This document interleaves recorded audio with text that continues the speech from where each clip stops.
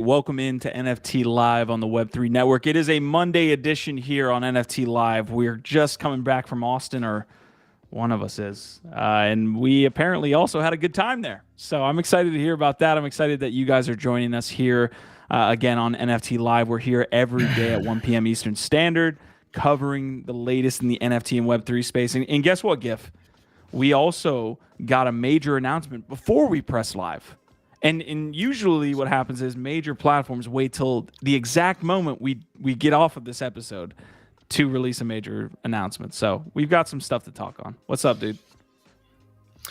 We did have a great time in Austin, didn't we? It was amazing. Yeah, Consensus, CoinDesk Consensus.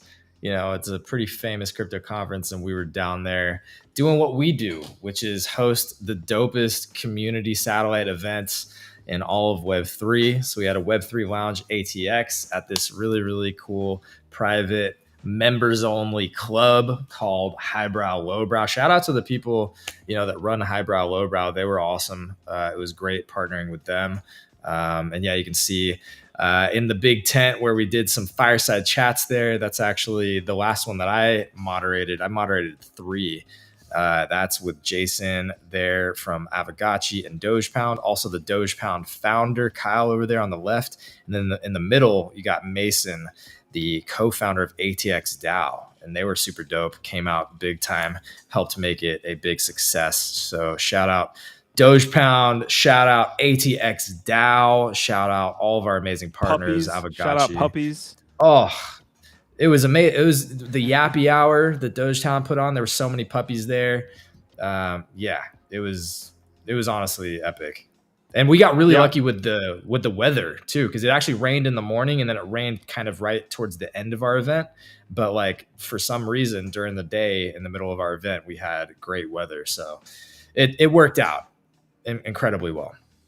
Yeah, I'm pulling up some pictures from our Twitter profile as well, showing off the inside and outside there at Highbrow Lowbrow. So it seems to be a great event, man. I can't give Phil enough flowers for the work that he does on the ground. Of course, it's you guys as well that show up and make those events really cool. If you were able to get out to Austin, Texas, and you came to Web3, I mean, shout out to the Avagachi fam. Choin is in the house. Avagachi and Web3 are just, we're fast friends here. Fast friends. Look, y'all made me a believer. I got 3 gotchis now, and now I want to get into the DAO. I want to be part of the Avagachi DAO. So we'll see if we can make that. Or will it be a Borg? I don't know. Will it be a B org? What? Listen, but I didn't have that planned to talk about earlier, but once we got into that discussion on the morning show, might as well talk about it here. But this is not financial advice. Please do not take anything we are saying here and go off and buy or sell or just do anything. Just sit there, take in the content. You don't really have to make any actions based on what we're saying. Unless it's Pepe. And that's going to be the main topic for today. We will get into some Pepe coin. Gifted, interestingly enough, was calling this pre-6-7x here. So again, this is not financial advice, but my man had some amazing financial calls, if you will. So yeah, we'll get into that here in a second. We also have to touch on Blur. That is the big announcement that we were hitting on earlier. When we first started the episode, they just launched their lending protocol Blend, which we can jump into. Yuga Labs show, new CTO for Yuga Labs here, and that's going to be huge because I believe that he is coming over from Epic Games, the creators of Fortnite and the like. So that's definitely going to be a good one. But yeah, Pepe Coin's going to take up a major percentage. So I was saying this on the morning show. My anxiety levels after I sell are so much higher than if I'm even losing money. Like if I'm losing money, I feel like, oh, I can, hold through this, I'll get tax write-offs, all this stuff. If I sell something, which I believe that you said you sold your Pepe, or are you looking at the price charts now being like, I shouldn't have sold, or what's your mindset there? Yeah. So, okay. I definitely would have been stressing out even more if I was like you, because I definitely had a little bit of that. Because what I did is when it started pumping yesterday, I started exiting at different levels. And so I took at least a third out, like way before, like it doubled from where I started offloading. So at that point, you would have been like, fuck. And trust me, there was a point at which that I was kind of like, if I just waited a little bit longer. But basically, I sold in 3 different increments, kind of in like thirds on the way up. And look, did all right. But you can always do the woulda, coulda, shoulda to yourself, and that can be the most painful part. So look, I'm happy with how it's gone so far. I am now fully exited, but I am also looking to buy back in. So I'm going to be watching it. I'm going to be watching it, and I might buy back in.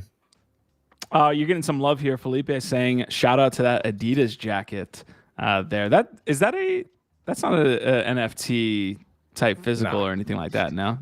So we had the bright neon Adidas jacket from that BAYC drop. Nox Darkness saying hello from the diner. Choin is here. Prodigy is here. Of course, Hash Rhymes is here early as well.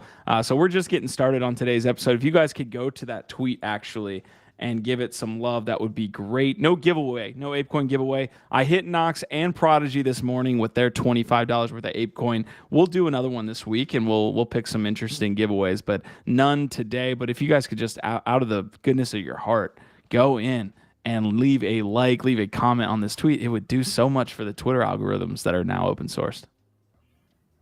Absolutely. And smash the like while you're at it, fam. Because you know what? We're back after we weren't really here much last week at all because Nifty Q wasn't in Austin. And that's why we weren't.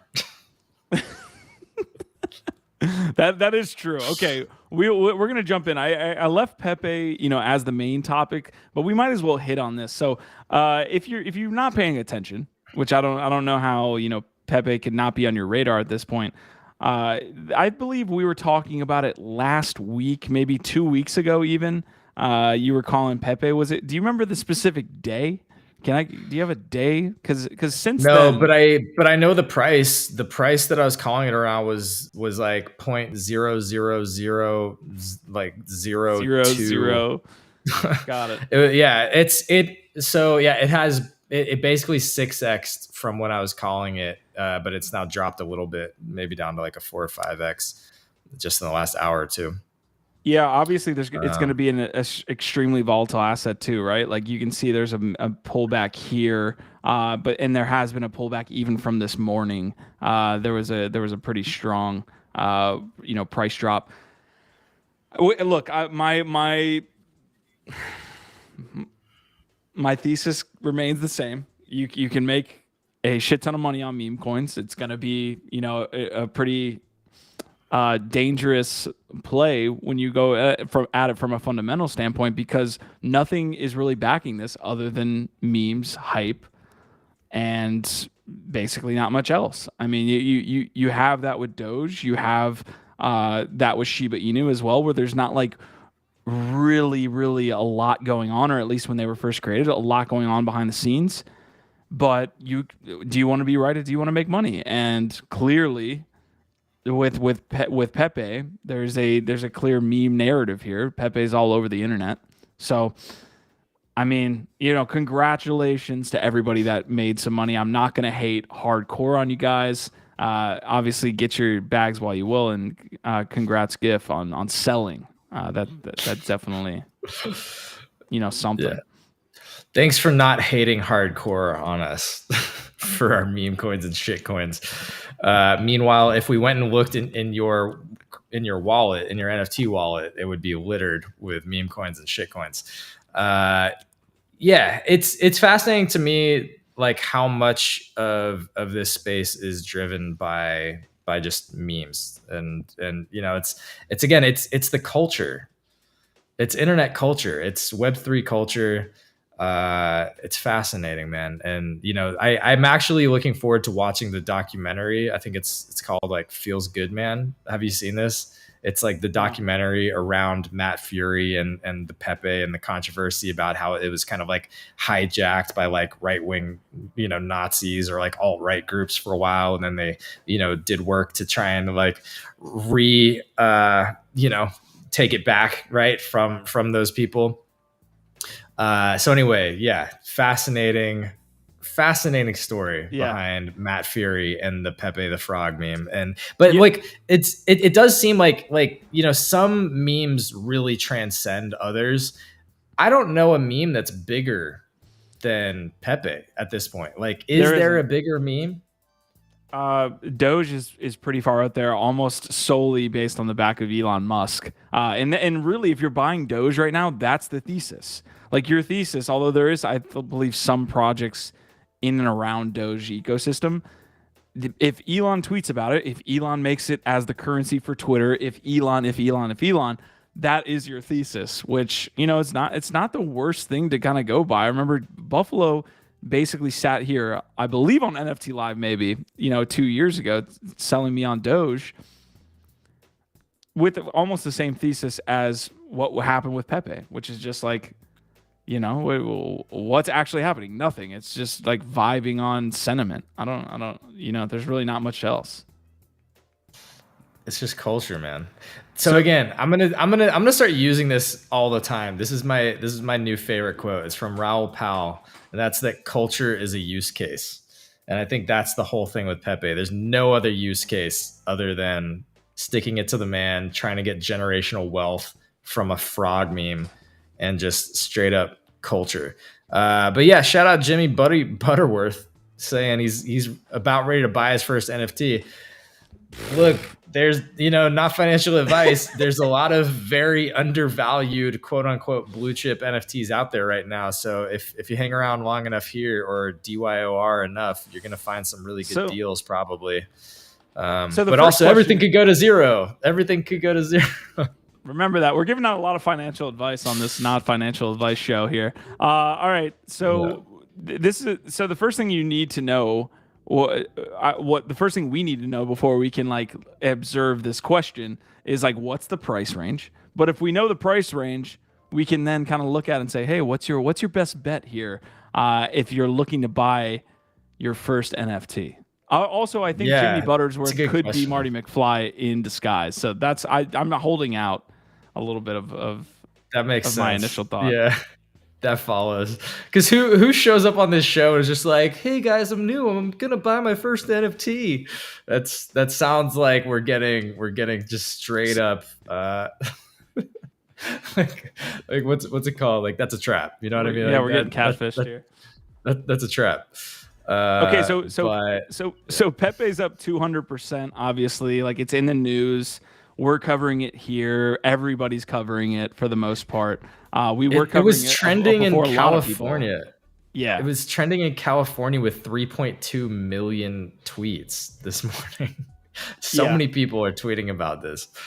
You brought up Matt Fury, the founder. This is the guy who created Pepe meme, correct? That's what you're saying. Like this is the artist behind the Pepe meme. Yes, the original Pepe the Frog meme was created by artist Matt Fury.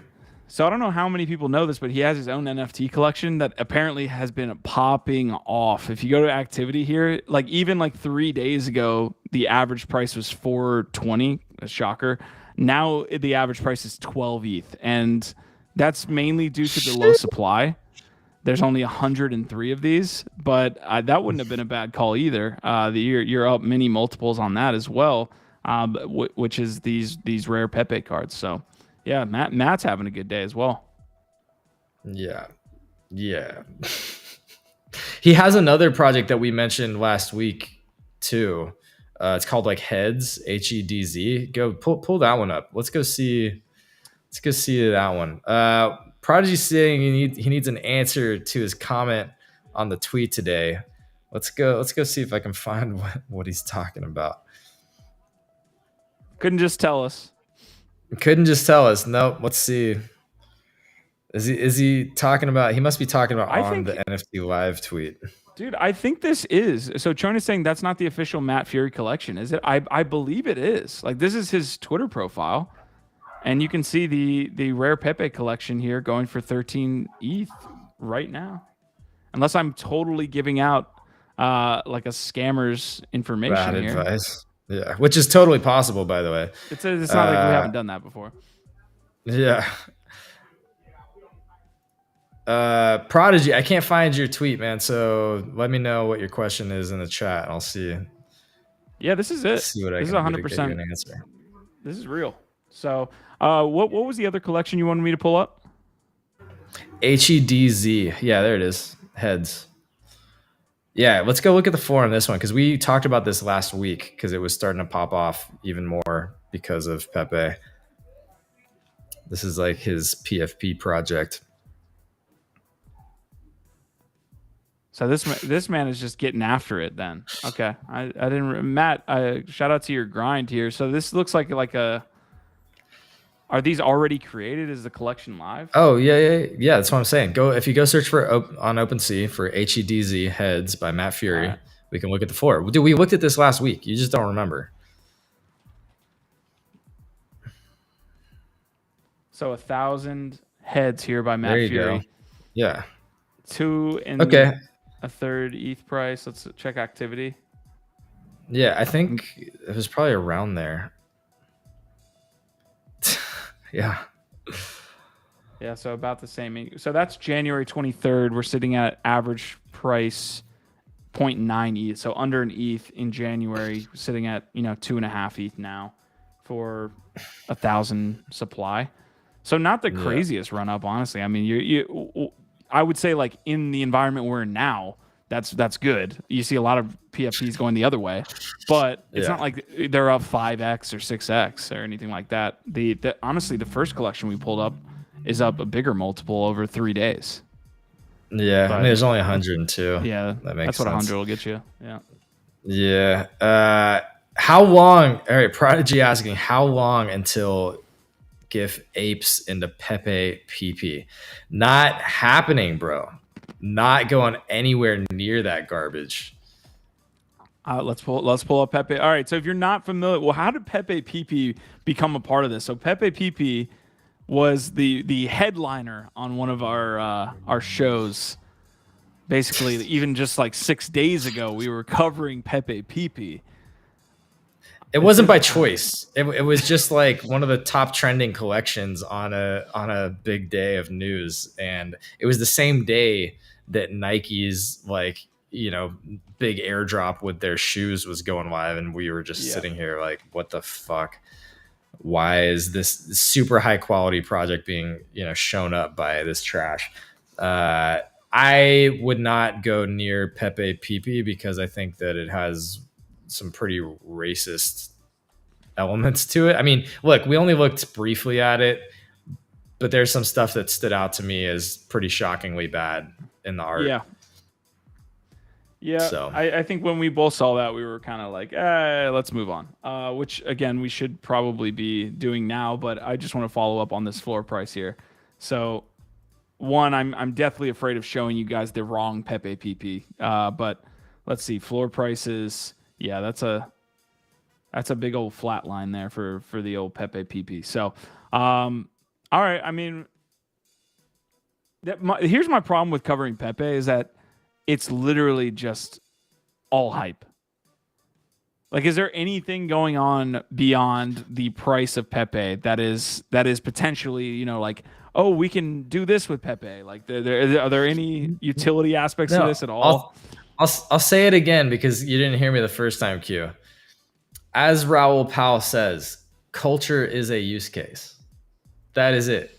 That is the use case. There's nothing else you can do with it. It's culture. That is what it is. It is internet culture. It doesn't mean that people won't develop utilities in the future. It's kind of like what people are, doing with Doge and hoping that Elon's going to do more of with Doge is provide actual utilities and use cases to it.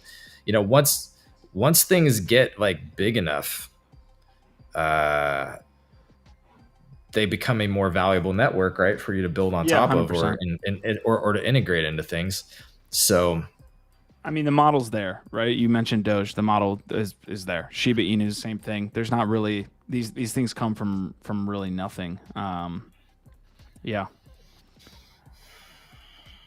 I don't have an answer for you on if you're trying to buy Pepe. Again, this is not financial advice on this show, so I'm not going to say whether you should buy or sell. I could definitely see this like maintaining whatever zeitgeist it's able to be able to pick up and doing okay. So Yeah, I mean, okay, I'll say this, right? And actually, first, before we say this, I'll say also again, this is not financial advice, and information was found publicly on the internet. Opinions shared on this episode are solely of the Web3 team. All information is public domain. Please DYOR. But right after I say that, I will also say, if you smash the like on this episode, I will ape back into Pepe. I will absolutely take everything that I made off of it and go hard back into Pepe if you smash the like on this video.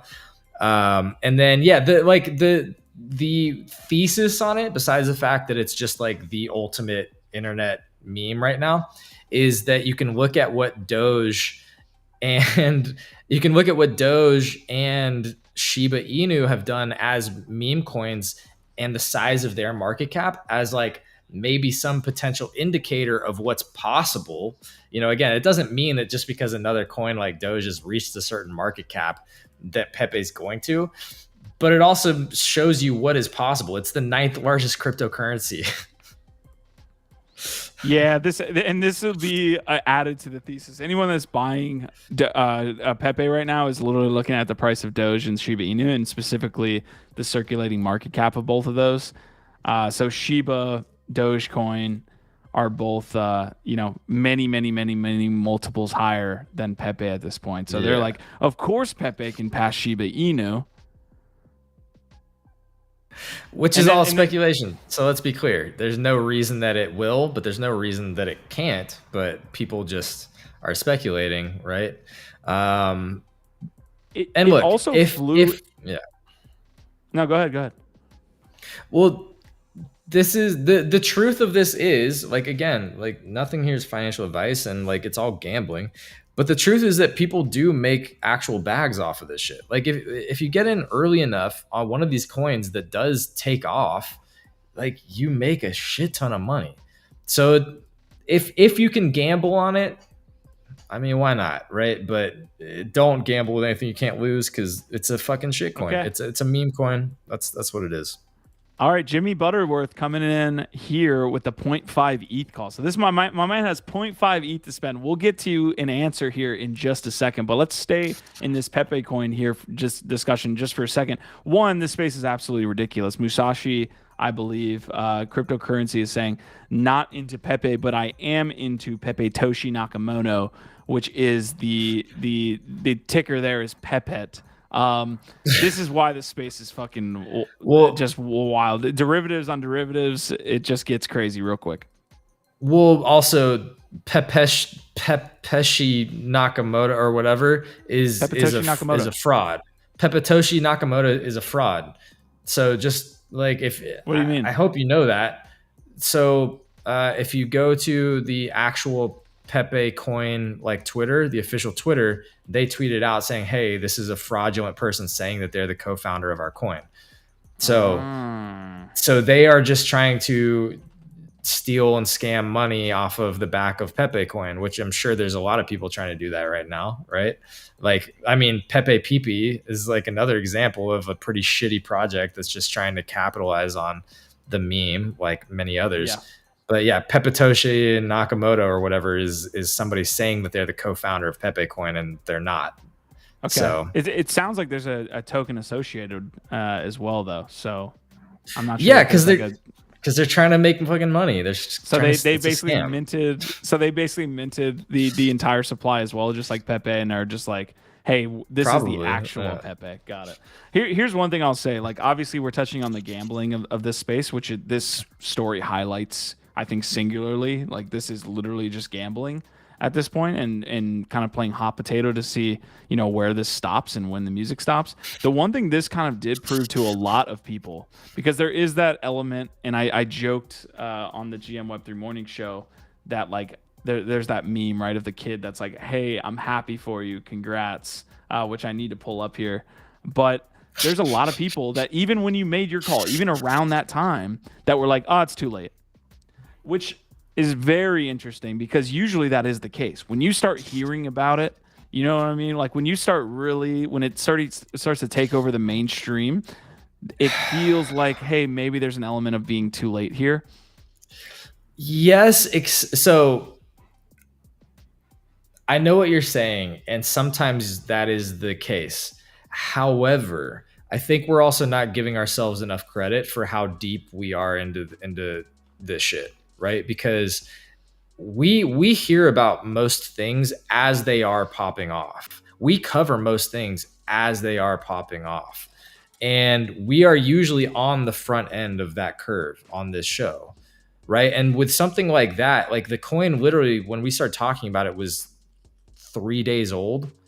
You know what I mean? It's like that's really early in the life cycle of a cryptocurrency, I think still. Like, yes, if you got in on day one or, on an initial offering, then you got in even earlier.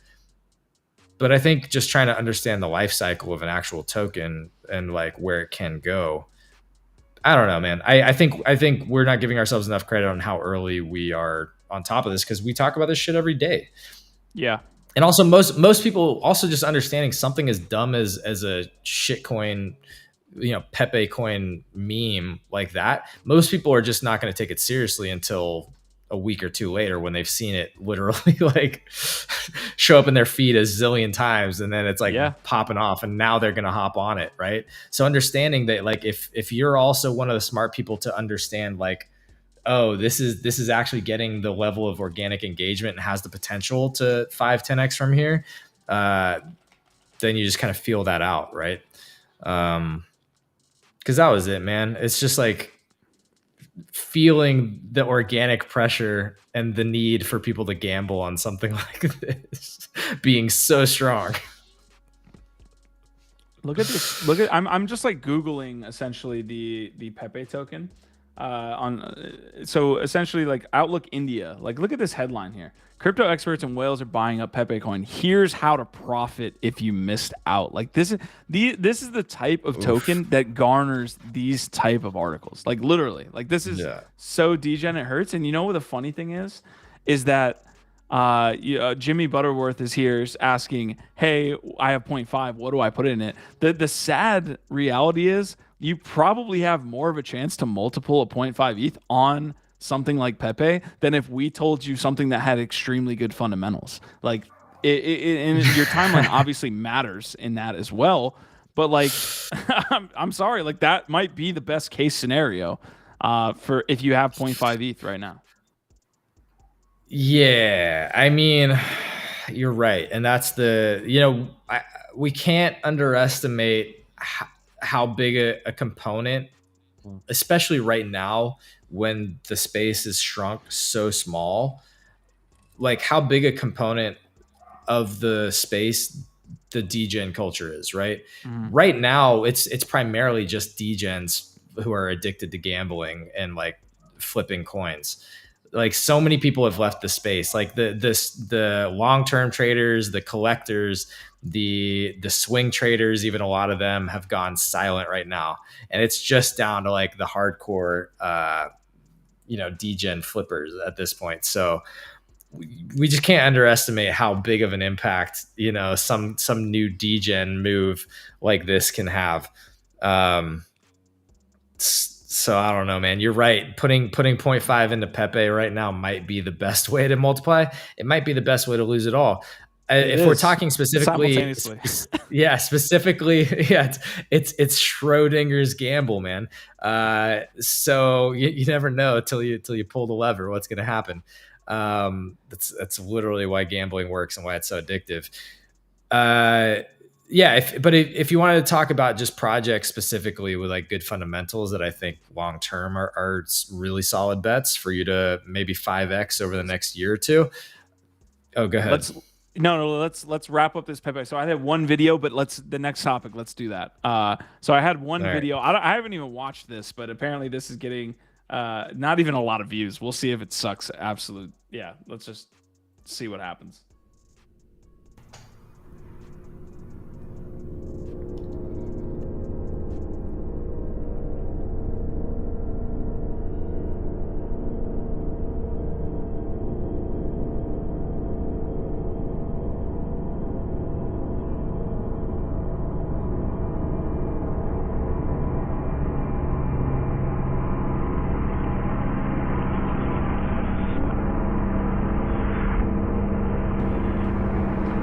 We could throw the football or something. What is this? I don't know. I mean, you don't know. How would you even? I learned it. You learned it, yeah. Okay. What do you mean you learned it? You don't. Kids don't know about this stuff. What is this? This is ridiculous. I learned it from you, Dad.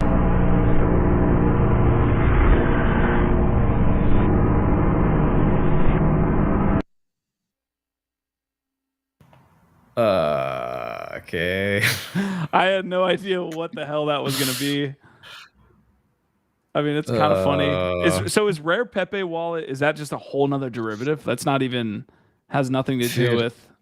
Wow. I like, to me, the point is like how crazy large the whole Pepe ecosystem is. The majority of it's trash. The majority of it's scammers and grifters just trying to profit off of the meme. That's why it's like, I'm not going to go to whatever wallet that is because I have no idea right now. I don't care.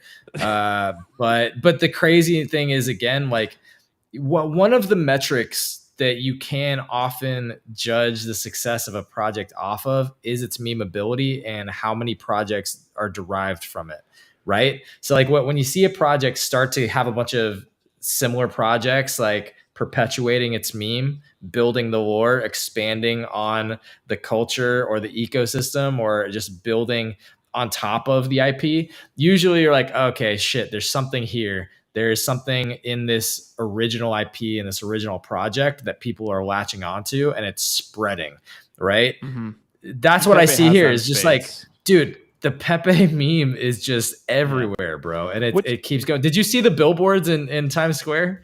No, but I'm not surprised.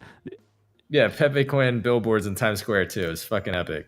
So this is my one question with Pepe is like, why did it take this long for this specific meme? And when it first came out, I'm surprised they even have I'm sure they can't have the only Pepe ticker. Like, I'm sure people tried to create this before. I'm just surprised at the timing of this. Like, it took Pepe, one of the biggest internet culture memes, till 2023 to actually make its way to a top 100 crypto token. So to be clear, there's a bunch of other Pepe coins that have existed, but I think timing and execution is everything, right? Yeah. So there's something about right now, Degens needing this and the way that it was executed that all came together in the perfect storm. Perfect, right? Pepe cake. The perfect Pepe cake. All right. Mm-mm. All right. So we did have Jimmy, and we're basing this off thinking that you're actually, being truthful with us and that this is your first NFT purchase. So we're just gonna run with this. I'm just gonna run with it. I will say, before we look at the NFT price floor chart here, Nakamigos is getting into range. So this is your chance here. If you were skeptical on Nakamigos, congratulations to you, because around 0.5, 0.6, 0.7, I don't know what the floor actually got up to. Let's see if we zoom out here on NFT Go. 30 days. Let's do the monthly chart just to be clear. Let's remove some outliers here. So what did we end up getting to? 0.678. And there were some like larger purchases. It got up to like 0.9. It didn't make it quite to 1 ETH, but it got up to like 0.8, 0.9. It looks like, there were some purchases in that range, but based on this chart, it didn't. Yeah, okay. So we hit almost an ETH. I was calling this the whole way, folks. I was calling it the whole way. I was knocking into Nakamigos. We were asking again the question of what the hell is going on behind Nakamigos. The art's, 8-bit art, I'm just not a fan of anyways. But 0.2, we're almost sitting at, which was kind of my range. I said 0.15, 0.2. Are we buying Nakamigos at this level? I kind of want to. I don't know whether I will just yet, but I might start putting in offers at this point, because this was around where I was interested if it dropped below like 0.25 or in that range. So yeah, man. I think the challenge with me though right now is you know what, Q? I also want to give you credit for talking about how a lot of people right now, like one of the struggles is just deciding whether or not you even want to be in NFTs or just keep it in ETH or keep it in BTC, right? Because that's the issue, is like, especially right now when volume's so down, like there's just not a lot of liquidity in NFTs, and that's the challenge right now. Is like if you want to make quick moves, if these things are popping off like Pepe coin, and you don't have liquidity, it's like, what are you gonna do, right? And yeah, so that's the challenge with me buying any NFTs right now, is that like, dude, I've put so much into NFTs. I got bags full of NFTs, and most of them are illiquid. Most of them, like, I don't want to sell because like I'd be taking a negative 10x loss at this point, right? So like I want to hold them, or even if a lot of them, even if I wanted to sell them, I couldn't. So during the bull market, NFTs were relatively liquid. Most of the projects were relatively liquid, even though like it wasn't always liquid, or it could be slower. There was a fair amount of liquidity in general. But so when people were like giving me like, this was a criticism that I heard a lot, was like, well, NFTs aren't very liquid, are they? Like, that's a problem. And at the time, like, I was like, yeah, they're less liquid, but like it's not that big of an issue. But here we are, a year later, and like you see the problem, lack of liquidity. The lack of liquidity being a big problem. So just being totally transparent and honest, like, it's hard for me to want to buy any NFTs right now, just given that so much of my liquidity is locked up already, or feels stuck. Yeah, I'm gonna pull up the NFT price floor now. Like, it's tough to search on this chart by anything other than the market cap, because it gives you like every NFT in existence, and we can't search by price floor. But I'm looking for anything below 0.5 in this realm. I will say, like, we've been talking about it over and over again, like, there's going to be a majority of these projects. I'm not saying in the top 20, but if you start getting down into like even the late, like even 50, right? 50 and below, there's a chance that they're not going to be here next, long term. Maybe they survive till the next cycle, but it's a continued, like, you're gonna be looking at the chart like, why isn't my NFT project like pumping? Like, the market's back, we're doing okay.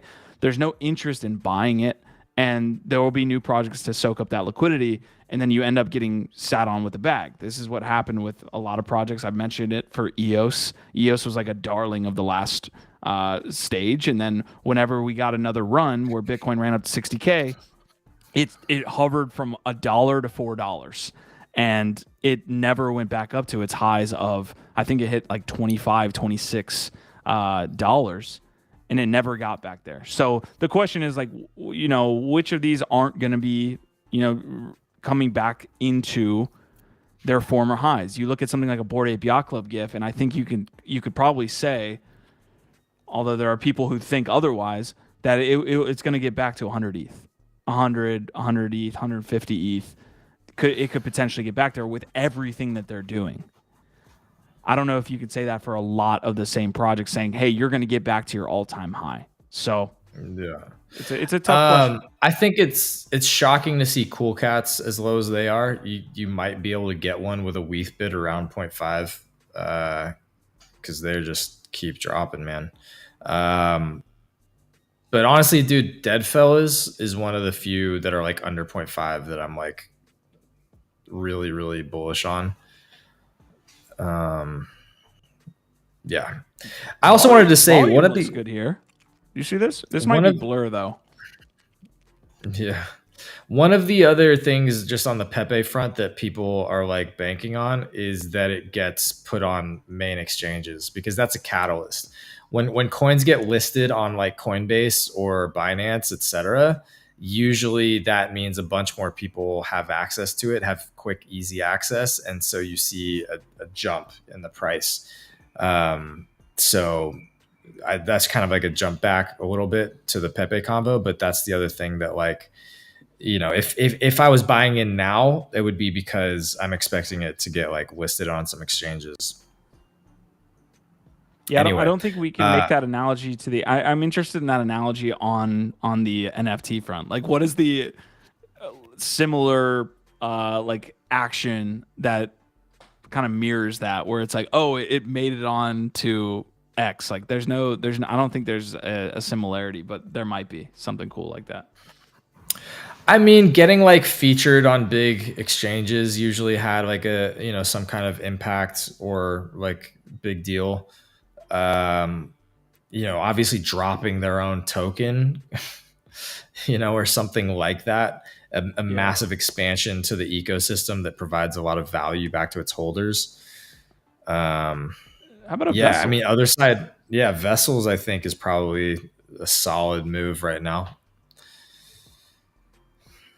Deadfellas, Vessels, Cool Cats are a little bit expensive, but What's Deadfellas sitting at right now?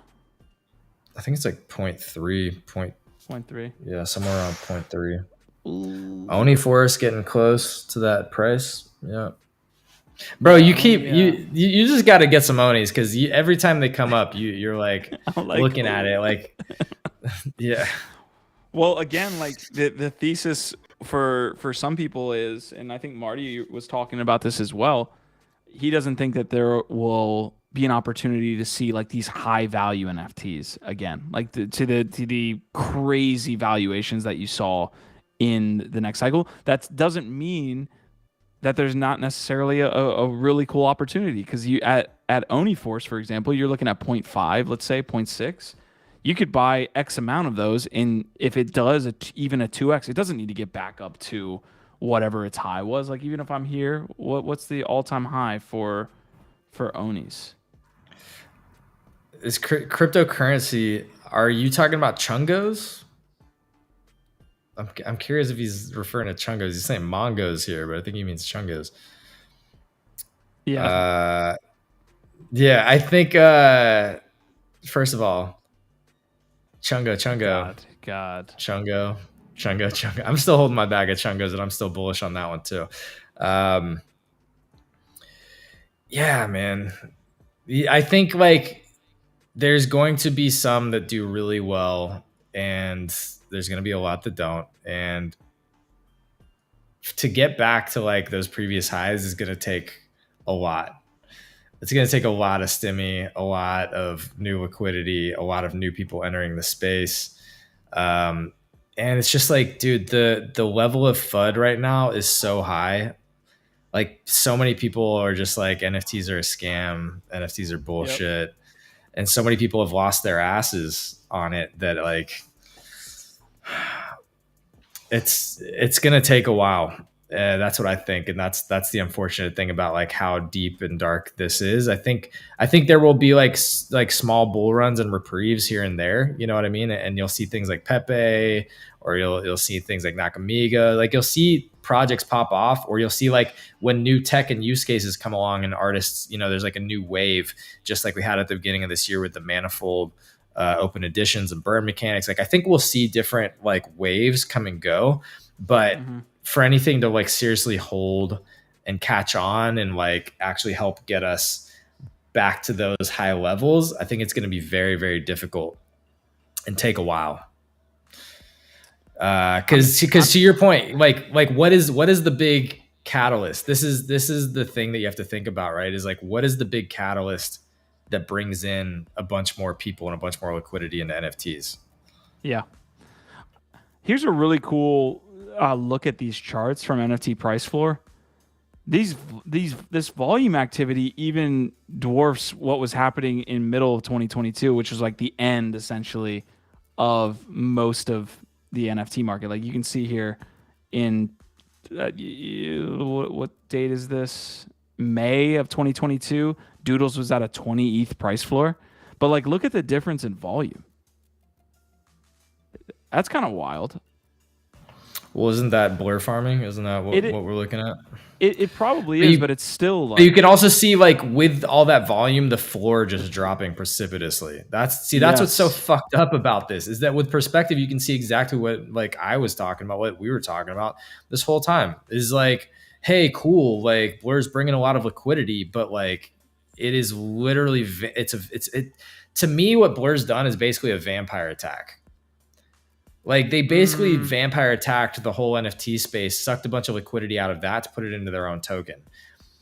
That's kind of what it feels like. And I know it's like, that's not like a technical, like, you can try and break that apart. I'm just saying, like, the general gist of what it seems like they've done is basically a vampire attack on the whole NFT space. Because they sucked all that liquidity out of it and into basically their own token, or some big farmers bags or something. Like, I don't know, man. I think a lot of But yeah, people. but looking at those charts with all that volume and just the price floor just dropping. I think people are also like scared, and it has nothing to do with Blur. People are selling into that liquidity too, right? Like people have to sell a good amount as well for price to go down. Like if you have a solid amount of holders in a 3,000, collection or an 8,000 collection, like you need to have people that are saying, I gotta capitulate here. I can't stand it anymore, so I gotta sell. Right, but again, it's like it's incentivized selling, right? That's the difference. It's just, dude. I'm not hating on Blur. And selling. I'm trying to look at like what's happened here. Like, look at those charts. Like, look at the floor price. You know what I mean? It's like pointing out what Blur's done being bad for the NFT market in general. Like, I think to me, it's kind of obvious that it's not great. Like, yes, liquidity can be good, but if it's incentivizing people to just floor everything to farm a fucking Blur token, like, it's not. I don't know, man. Whatever. I'm making the connection. We don't have to. Down. I know. I'm making the connection. We don't have to do this whole Blur thing, man. Like, maybe we talk about Blend though. Maybe this is a good segue into the news headlines. I love how, like, GIF, you just talked about your whole point, and I'm like sitting here like, Go ahead. There's a good debate here, but we can like continue to move this along. We will touch on Blend here in a second. Yeah. That to me looks like sentiment being at an all-time low. And so people organically are getting out too and capitulating. We know people personally that are literally selling their NFTs off and saying, I don't know if this stuff is coming back. Like that's what's happening is you have over a month's, months and months and months, people have to sell to maintain whatever runway they have left to get to the next spot. So yeah, it's tough for me. I put it more, or at least half and half maybe, or I don't know what percentage I'm giving it to Blur, but I think the sentiment is at an all-time low. And so how can you sit here and say, oh, well, Blur caused all this sentiment? It's like, well, no, it's been a bear market for a long time and people are capitulating.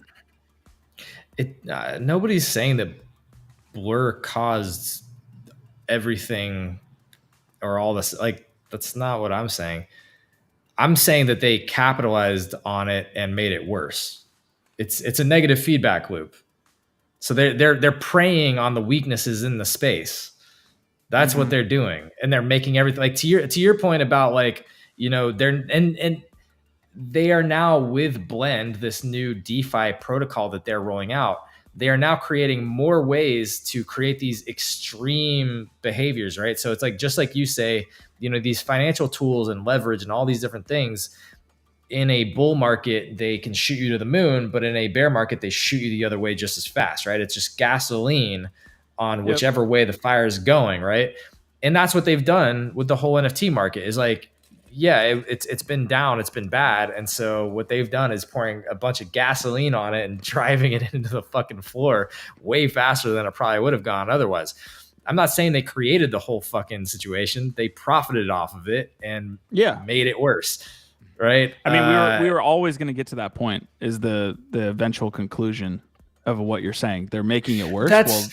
But that's speculation. Like maybe yes, maybe it could. I mean, and also maybe on the other end, like, it could be a lot worse if Blur didn't exist. Maybe. Yeah. Right. But you just said that with a lot of conviction. Right, that's to me the problem. You're saying a lot of the things with you that, yes, you're saying a lot of things with conviction. Yeah. All right, we've had this debate. But do you disagree? Do you disagree that they poured gasoline on the situation and profited off of the weaknesses in the space, making it worse, or at least speeding up how bad it is and creating some kind of negative feedback loop? Like, do you disagree with that? Like, again, when you look at those charts, I don't know how you do, but do you? It's tough for me from where I'm sitting to say, "Hey, we're here today because of Blur," which I feel like with conviction you're saying, and I'm like, we probably get there anyways. So that's like Well, I'd see, rather have a competitor. Like, you I'd threw rather a have a probably in there that time. yeah, because I can't say anything with Initially, 100% conviction. So you have to right, start saying things with probably as well. right. All right, we're beating a dead horse.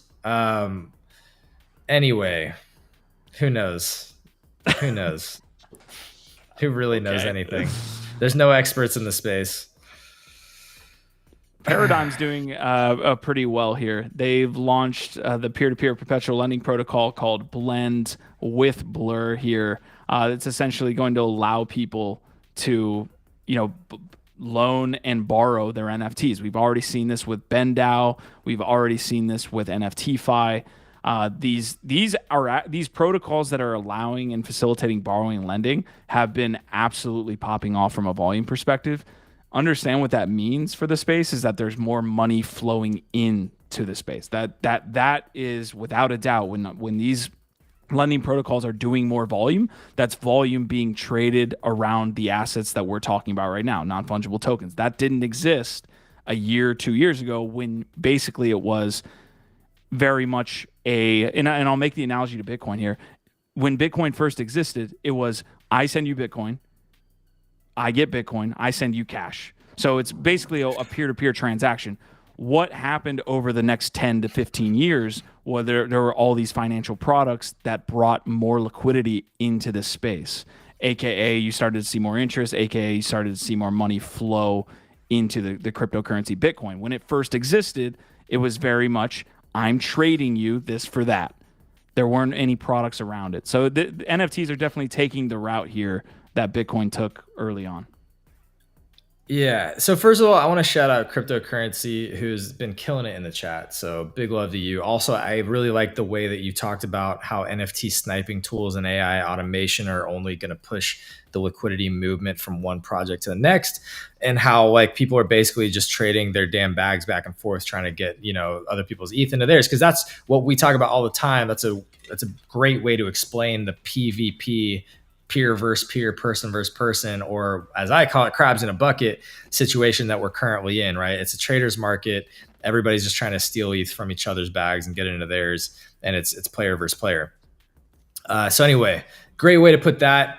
I do think on this point and what you're saying, Q, I actually think it's interesting to think back on what we were just saying about like, will NFTs ever reach their previous highs, or what is the catalyst that helps get us, to back to like, some kind of all-time highs or back up to a good place. I actually think like this is exactly what might do it, right? Is the financialization of these assets and new financial products. Because as we just said, it's like when things do turn around and a bull market starts to come back, this is what pours gas on that.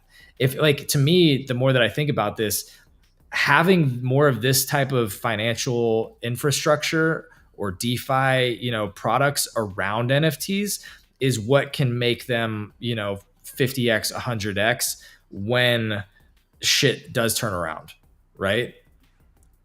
This is the shit that like we didn't have last time, that all the gamblers, all the degens, when there's more liquidity in the space and they're feeling extra confident, they're going to be fucking leveraging like crazy these protocols.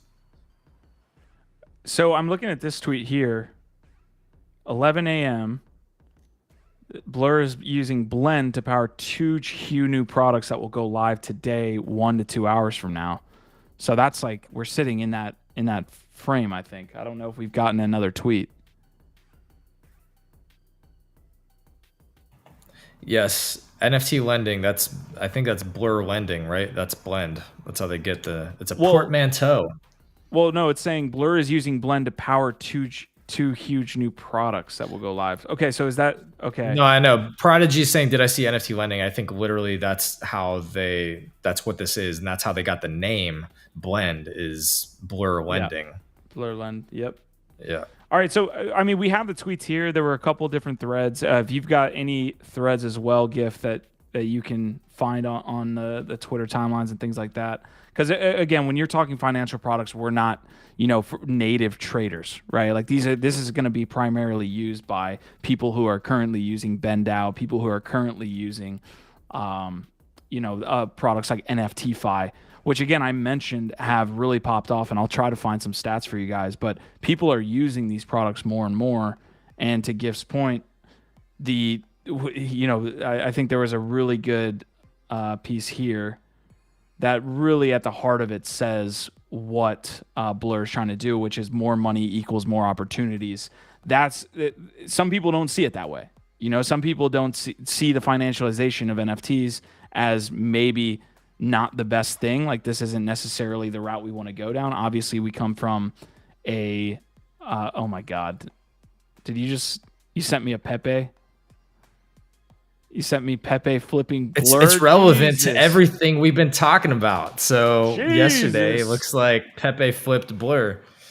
So just saying. But yeah, I also sent you another thing. Yeah, I'll see if I can find any updates. Yeah, Blend has 0 fees for borrowers and lenders. Like the Blur marketplace, Blend fees are controlled by Blur holders and can be turned on after 180 days. Blend code is licensed BSL like Uniswap v3. Additional use grants are governed by Blur. I don't know if you guys remember this, but there was a Uniswap NFT marketplace that got completely, shuttered. This would have been a great product for Uniswap to attack, and it looks like they have a guy on staff who built Uniswap or helped build Uniswap version 3. So, I mean, at a very micro level, this is again Blur showing that they're building a bunch of shit very quickly. This is a whole nother product line than just being an NFT marketplace. And now they're, instead of just being a competitor with OpenSea, they've opened up those gates to both BendDAO and NFTFi. So.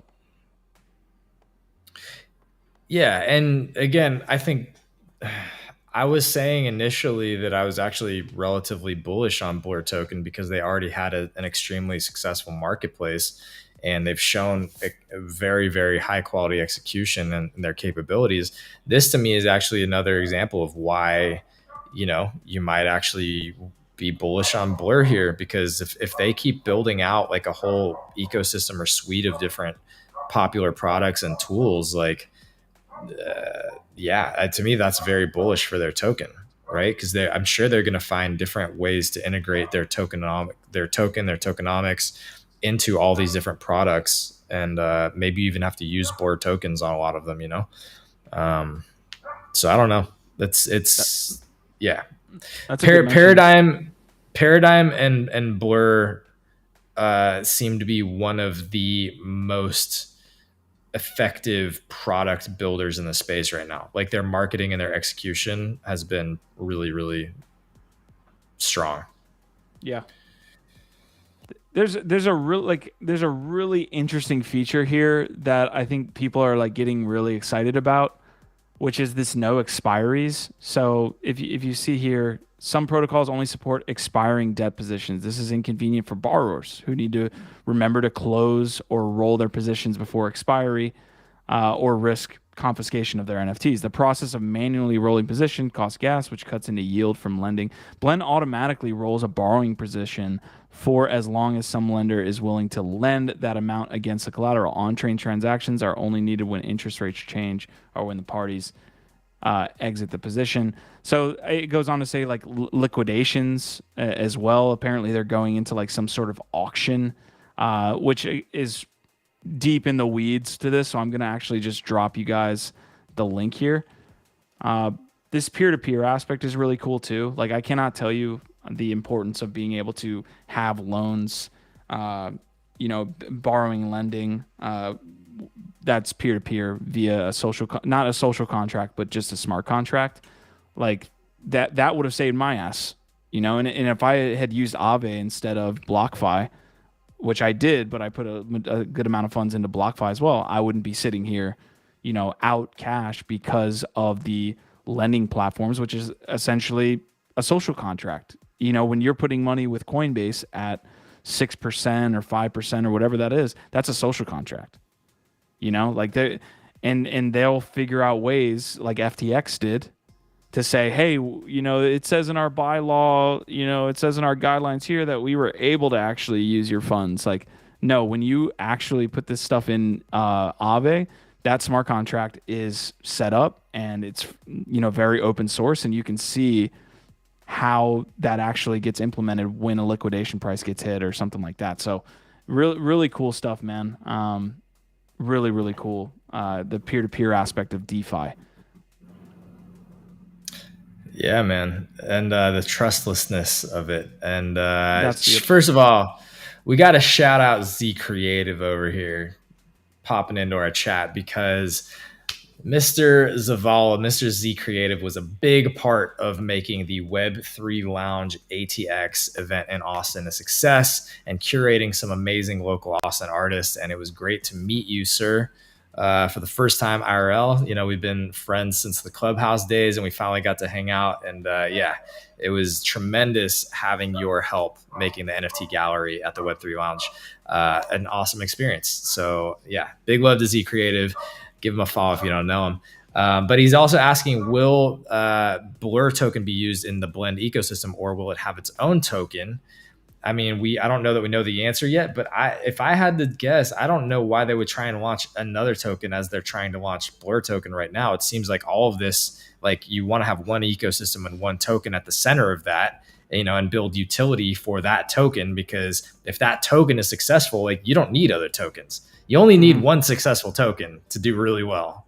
You know what I mean? Like, I think, in my opinion, it wouldn't make any sense for them to try and launch multiple tokens when they've already launched one decently successfully that they just need to build on. I 100% mirror it. Oftentimes adding that additional token is like a negative effect almost, because you start to get into like really complex systems. We saw it with, I think Axie Infinity did this with their games. Like, you see it in gaming a lot. It was like, here's our gaming currency, and then here's our governance token. Ends up both being shit when you could have just launched one. The contract Addy is 0x69. We got some Chad devs on this one. Love to see it. That's amazing. Yeah, there's all kinds of stuff going down in the chat right now. With most lending protocols, you still own and hold your NFT in your wallet, which is also a totally loaded way of talking about holding digital assets that live on a blockchain. Interesting points over here from Cryptocurrency. Many NFT speculators are holding and don't care about its use case, so for them, lending out is a big deal. All right, great comments over here. So we're getting super heady with the financial stuff when it comes to Blur and Blend. Cirrus is doing a great thread here that I'll link as well if you want to follow this. NFT lending for dummies and the implication of Blend. Blur's peer-to-peer lending product from a lender who has given 8 figures worth of NFT-backed loans over the last few months. This is a pretty cool, this is a pretty funny comic here. It says, they keep writing threads about how we're ruining the NFT space and we need to ship a new product ASAP. Let them buy monkey picks on leverage, incentivize bidding forever, trait-specific bidding, and the trait-specific bidding gets thrown out the window because apparently they don't want to add that feature to the platform yet. But he goes into this is a very long thread. I don't know how much we'll make it in this, but he says, to understand Blend, you first need to understand the 2 main types of lending protocols that have gained traction over the last year: peer-to-peer lending protocols and peer-to-pool lending protocols. And if you don't remember this peer-to-pool, I remember the only reason this rings a major bell for me is because I remember you used to be able to potentially put in a floor ape when you used to do the peer-to-pool. So you'd essentially lend out your ape and you could pull out any other ape from that pool. It was a very interesting randomness / do you remember that story, Gif? Yeah. Well, what was that one platform? It was like DSX or something. There was a specific platform that people were creating their own liquidity pools for projects. Because I remember Food Mask, who actually did this for DBs, and I was like, whoa, I didn't even know you could do this. I was just kind of blown away at that. So yeah, if anybody remembers what the name of that marketplace or that liquidity pool platform was, let me know. So they mentioned Arcade here, which I guess is one of the primary peer-to-peer marketplaces. I remember GIF. There was like Ape DAO, there was NFT there were a couple others, but anyways, let's get into this peer-to-peer. In this model, borrowers list NFTs they want to use as collateral on platforms like Arcade. Lenders can then place an offer specifying how much, how long, and the rate that they are willing to lend that for. So someone could essentially, again, borrowers list NFTs they want to use, and then the lender comes in and says, hey, I'll give you X, for that over a certain amount of time at this rate. When a borrower accepts an offer, their NFT is instantly transferred to a vault, and the lender's wrapped ETH is transferred to the borrower. In this example, a borrower received 2.8 wrapped ETH over 30 days with a repayment of 2.84. And again, we're getting into real heavy stuff here, but borrower either repays the loan before the end and their penguin is transferred back to their wallet. Borrower does not repay within 30 days. Lender can now claim the penguin. Borrower accepts an extension loan, can be a form of a new lender, and rolls over the loan. Peer-to-pool model, it looks like BendDAO is the biggest here. Most of you are familiar with this from BendDAO liquidations that seem to take place every couple months. This model offers less flexible terms, but more fluidity for both lenders and borrowers in exiting their position. You deposit your ETH into a pool that earns a variable APR. You don't have to worry about offering specific terms. For borrowers, you can tap liquidity from the pool by depositing your NFT into the protocol and borrowing at around 50 to 80% or 60% lock total value. All right, how deep are we right now, GIF? Are we heavy right now? We're deep in the weeds, and I'm sure like most people are absolutely brain dead. But like these tools are important to understand, because again, I think that they are actually playing a pretty important role in what's going on. I mean, like let's look at like Franklin is bored as like an example, right? People talk about this guy like he was, one of the leaders, one of the biggest whales in the space, especially within the Bored Ape ecosystem. No more, he's gone. But I'm pretty sure a lot of like his whole strategy was all based upon these DeFi lending protocols. Wasn't he just heavily leveraging his ape positions to try and sweep floors and Yes. I don't know. Yeah, like that's what I think was going down. Like I think a lot of people may not understand that a lot of the biggest wallets in the space are probably using these protocols. Yep, I agree. Seavers is saying, so what's new with Blend perpetual terms? So this actually is interesting. Machi can't send your poor ape into liquidation on his own, refinancing via auctions. They have basically combined the flexibility of peer-to-peer lending with the fluidity of peer-to-pool lending. I wonder if this, what they're talking about here is what everyone's in a hubbub about. And I wonder if this doesn't make it less volatile with what is going on. So essentially someone can be right now called on certain terms, basically, which leads to a bunch of like liquidations. If you can have a situation where you can refinance via auctions, basically someone else taking over the loan, maybe paying out.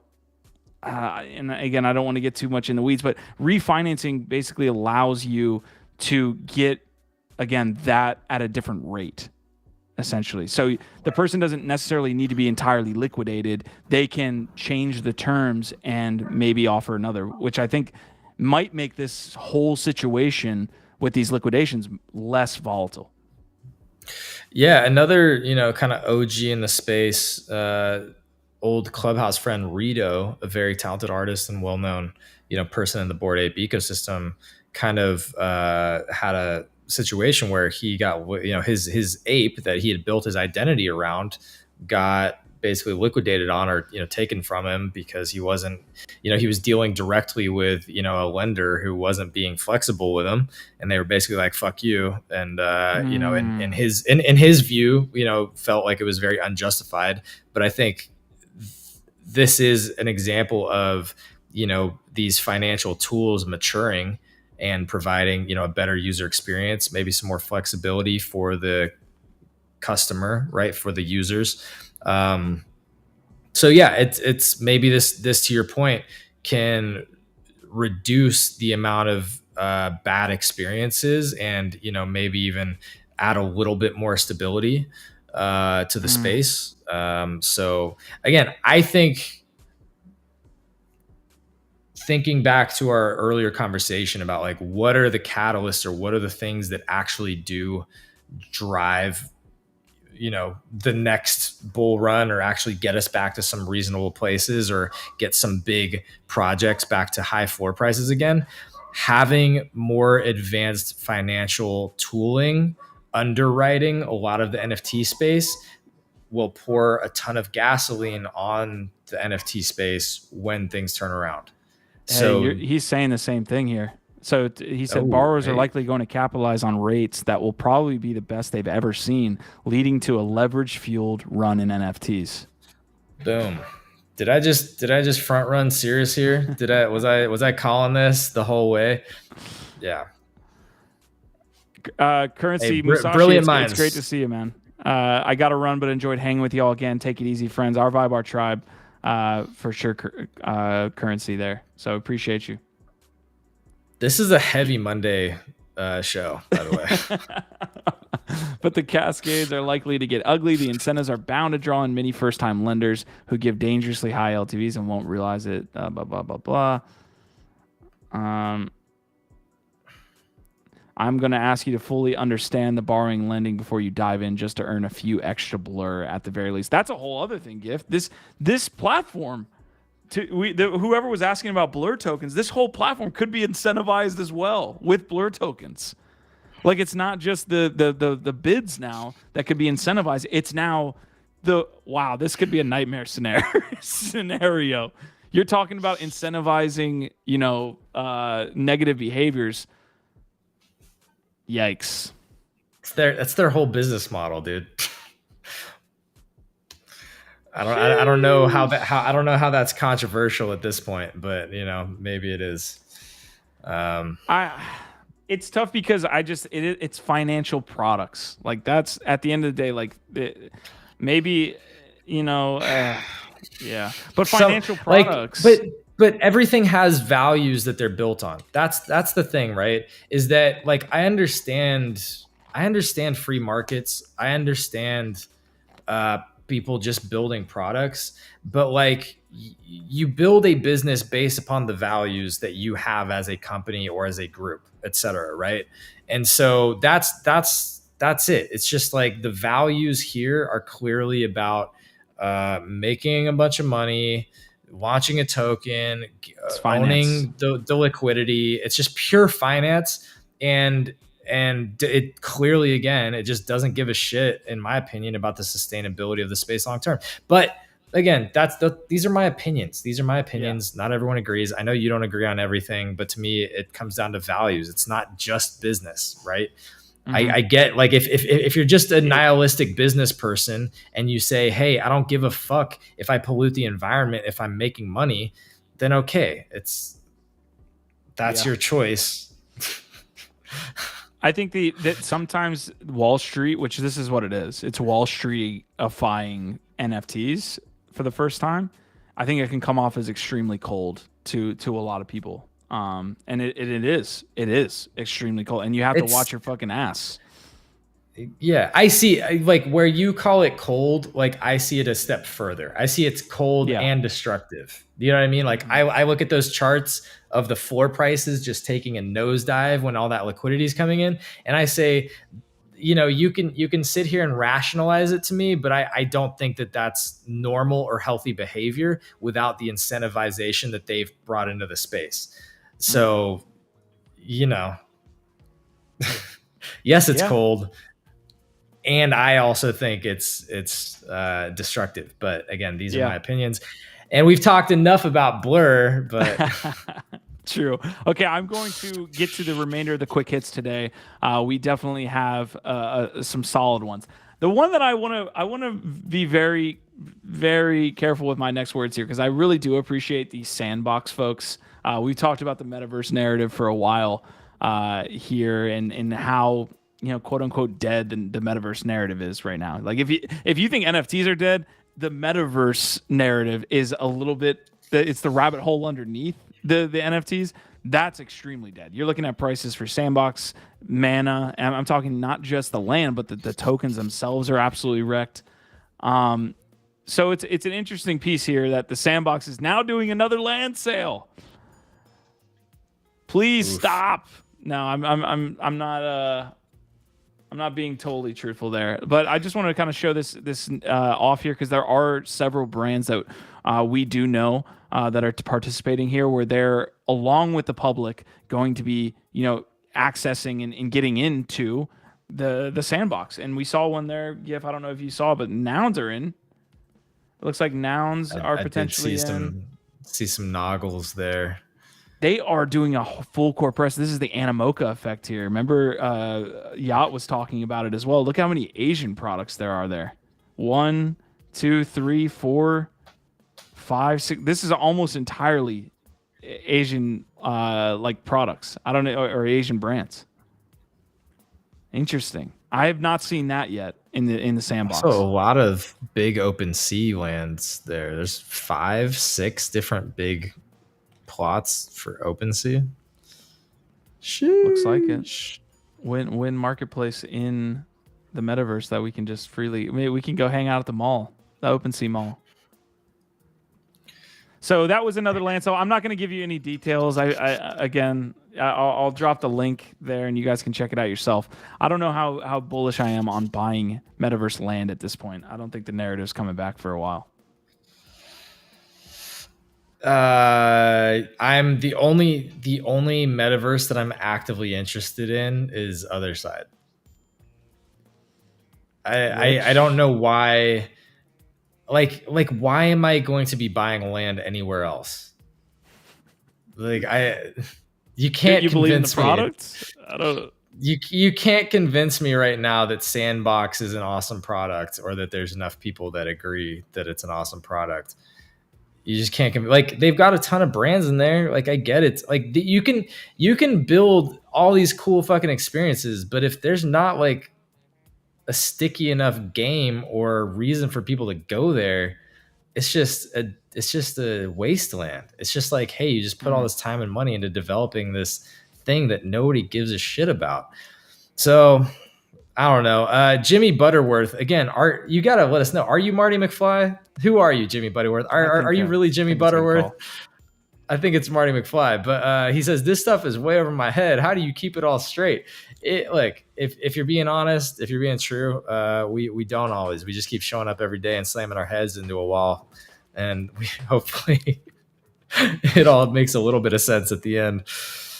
Some days that wall's harder than others. But hey, I want to get on to this next piece, and then I do want to get to, speaking of the other side, I'm sure Jimmy Butterworth is going to love the new CTO over there at Yuga Labs. But this is a funny story here from NFT Plazas. High value FTX owned NFTs go walkabout. I don't know about the word there. The estate overseeing the bankrupt FTX crypto exchange has taken control of high values NFTs worth over $4 million.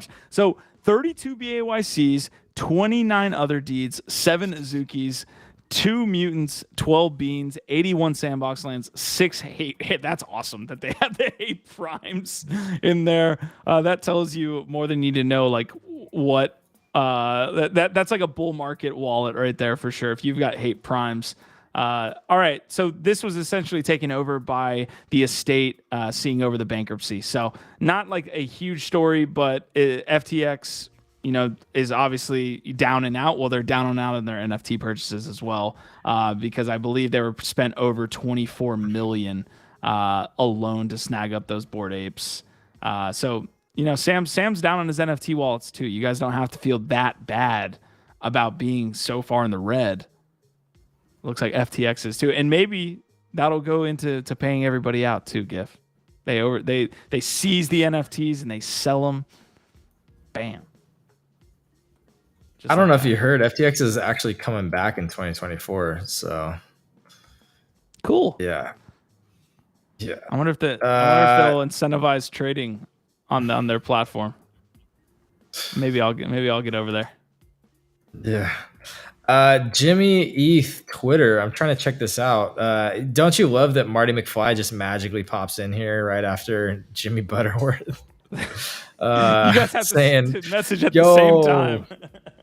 yeah, what did I miss, fam?" All right, let's see what Jimmy.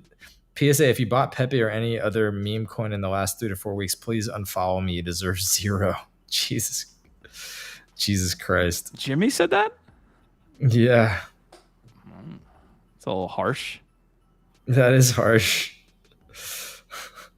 I will say that I want to. We just touched on the Sandbox and Asmodai saying lots of monthly active players in the Sandbox. Where would I go to see that data? Like the user data? Is that a DApp radar there? And are those accurate? I could pull that up as well. I would love to see the user base there in the Sandbox. We could definitely pull that up, Asmodai. Yeah, I remember when we were covering the numbers a little while ago, and they were shockingly bad. But also, I just shared an interesting tweet from Jimmy about Blur, since that's something we've been talking a lot about today.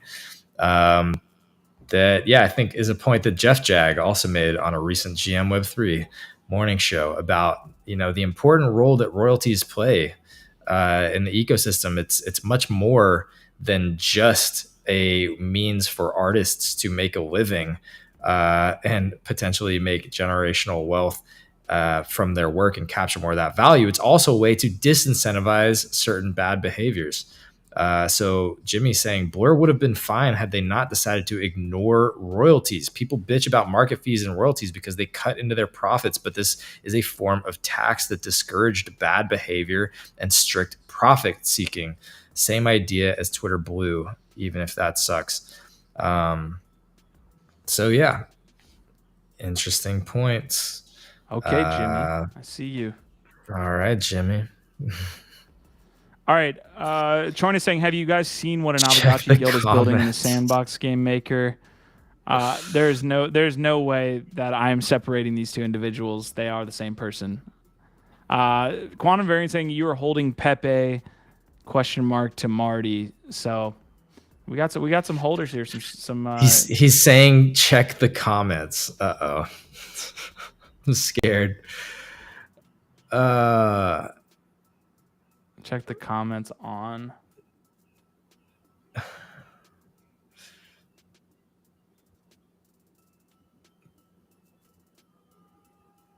Oh, they're all over the place.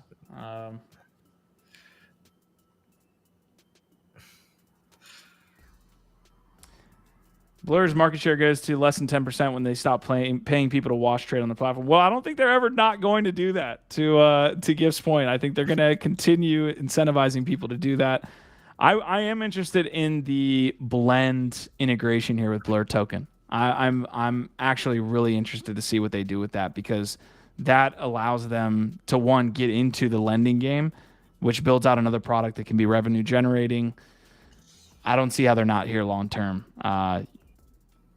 You could make the argument that if Blur was poor, then you could actually see Blur, like let's say Blur stops offering the Blur airdrop, you could see like OpenSea coming back, them kind of going out of business. But with a lending platform, when we see the success of lending platforms, it's interesting.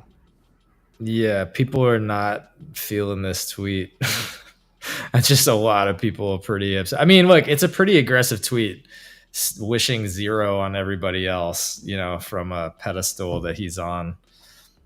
Like he hasn't benefited from memes or meme culture. So I don't know. That is a pretty harsh take. And yeah, the comments are not very nice.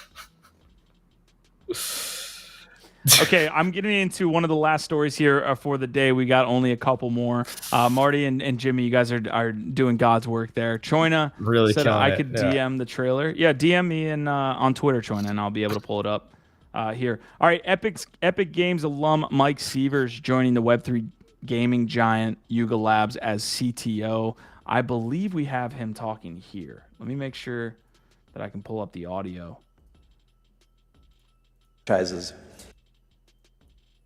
When I was at Activision Blizzard, obviously we have some iconic brands and franchises.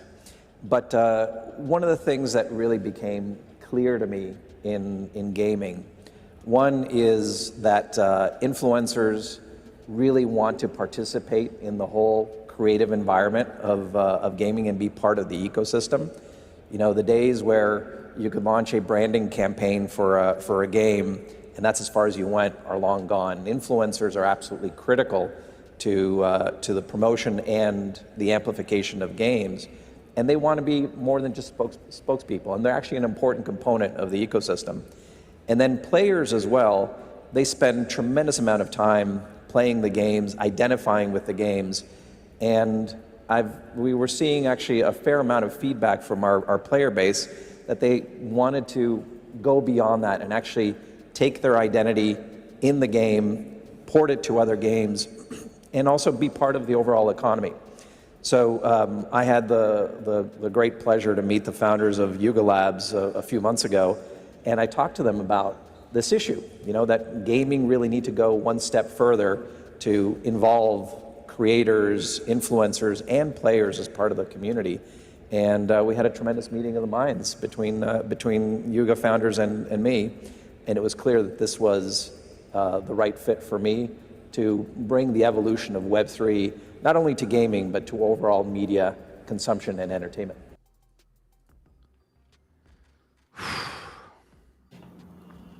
Man, Web3 game is going to be awesome, isn't it?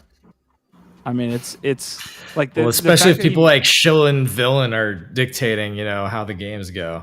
It's going to be amazing. What do you mean? Yeah. I just mean like most of the quote unquote influencers in the space are complete trolls. So I'm curious, you know, how they're going to vet, you know, the types of people that they bring in on certain projects. But I guess, you know, like it'll be similar to how they with the second trip, they had 4 quote unquote influencers from the Bored Ape community as leaders on like team leaders. Like that's an early example of integrating quote unquote influencers more into their processes. I have a lot to say on it, but I also want to think on it, like, because this was literally my job. You know, before I went full-time Web3, I was running all of the influencer campaigns for Ubisoft's new projects, new game launches. So I have some insight into this, but I want to hear your thoughts. My initial take from what he was talking about there was essentially that influencers being more of a play in marketing the product. There's not a better incentivized way to do that than having them hold the NFT themselves, right? Like, not only can you take that NFT and make it your specific unique avatar in the game, you're also holding an asset that could potentially, you know, quote unquote, go up in value. So guess what? You're incentivized and you're aligned with the actual product that you're showing off, which is not necessarily what you see across influencers now. They're of course like trying to get as many followers as possible and streaming the games, but they're not really incentive aligned with the actual product itself, which is perfect for NFTs. Yes and no, right? Like a lot of times you're right. There's not a clear incentive, but a lot of times there are sponsorships, partnerships, and creator codes. So creator codes are one way that a lot of influencers make money. And that's because they have it's like affiliate marketing partnership with the game or whatever it is that they put a link and, you know, they're getting referrals and getting a percentage of all sales. But these things can definitely be super powered through smart contracts and through actual asset ownership or participation in ownership of key assets, right? In these projects. So yeah, I think it adds more ownership than exists now, right? So like right now you can be incentivized, but you can't necessarily have ownership unless you go off and do like Midnight Society, what Dr. Disrespect's doing, where he's literally creating his own studio, his own games from the ground up. So he owns all of it. But to me, that's the interesting thing, is the level of ownership that you can create is definitely beyond what's existing right now in gaming. Yeah, that's a good point. I mean, I think it definitely bulks up and puts it on steroids, right? Because it's one thing getting paid for referrals, and it's one thing getting paid by the product. It's another to be able to, you know, own that asset specifically. It's on. I mean, I don't want to make the stock comparison, but in a way, you know, you do have that value accrual if you're able to, you know, get the game and have it be, you know, really well, and people want to buy more assets there. You do have that accrual. So I think Marty McFly is absolutely having a conversation with himself through two accounts, right? Which is absolutely hilarious if that is the case. By the way, keep it up. We love the engagement. But yeah, man, it's like big gaming publishers have been spending a lot of money on influencer marketing and also influencer programs to try and get influencers engaged and invested and providing feedback early on in the game development process for years, right? I don't think that this is new knowledge per se. I think that understanding how to apply this knowledge effectively is what's important here, right? So this CTO or this executive has probably seen what works and what doesn't, how to effectively use influencer relationships, influencer marketing, and engage influencers in ways to get the most out of them. And that's what's important, right? It's like a lot of companies, a lot of brands spend tons of money on influencers and don't know how to actually maximize ROI or engage them effectively and get their creative feedback in ways that actually move the needle or matter. And I think that this is a tricky space, even to what I was kind of saying initially. It's like the types of creators or influencers in the space can be very toxic, can be very tricky, and also can be finicky or unprofessional. All of this presents challenges that they face when they're doing all of this, but I do think that there is a lot of potential. And again, this is what's going to be like one of the things. Y'all are wild. I am Jimmy. Okay, Jimmy. So I do think that like if the other side and Yuga Labs can effectively integrate big influencers and ownership and creators into the world, then the chance of it succeeding is much higher, right? Like having that level of ownership, having the input early on in the development process. Like I bet you right now, part of what's been going on in the background that we don't even know about is that there's like NDA private programs, Yuga programs, where they are working with a bunch of big creators, gamers, influencers on the actual design and the utilities of the game of other side. I almost 100% guarantee you that there are like, top secret programs of influencers that are working closely with Yuga right now on the other side.